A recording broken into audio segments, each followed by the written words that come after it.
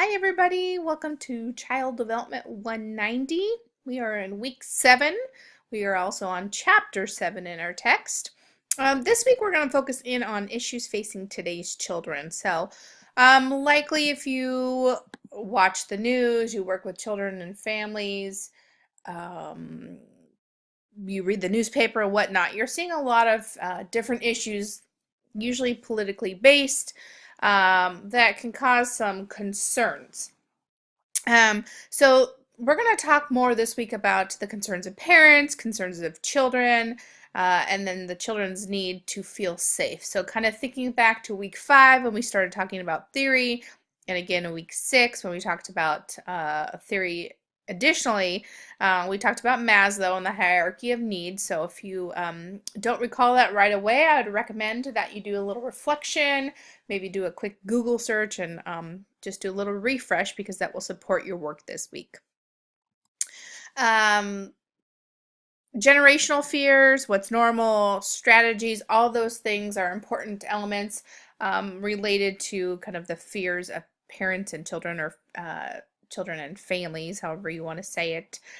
So I'd recommend that you talk to your colleagues, talk to your peers in this class, and see if you can come up with some strategies that you already use and maybe some new ones that you can implement in the future. There's a lot of societal issues, gender-related issues, so kind of thinking about gender roles, gender and school success, those types of things are all important elements of our topic this week.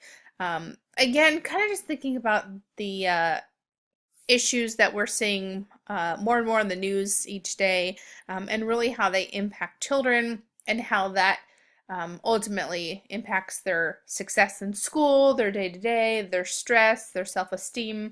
All of those elements are really, really important and critical for us to know about and be able to have some strategies that we can pull in order to support them so that they can be happy, healthy, successful, and we really support their development. Obviously, there's a lot of issues happening. Over the years, we've seen implications for programs. We've seen less and less play used in the classroom. So what used to be kind of a regular PE or lots of play, physical play, we've seen a major decrease in that. We've also seen just kind of a disappearance of play in general if you're looking at curriculum overall. And then obviously the use of tobacco, alcohol, and drugs that children are using. More recently, we've seen a lot of the vaping that's happening. And even though, we have laws in place so that it's for adults, we are seeing children very young use tobacco, alcohol, and drugs. It is not uncommon for this to happen in very young children.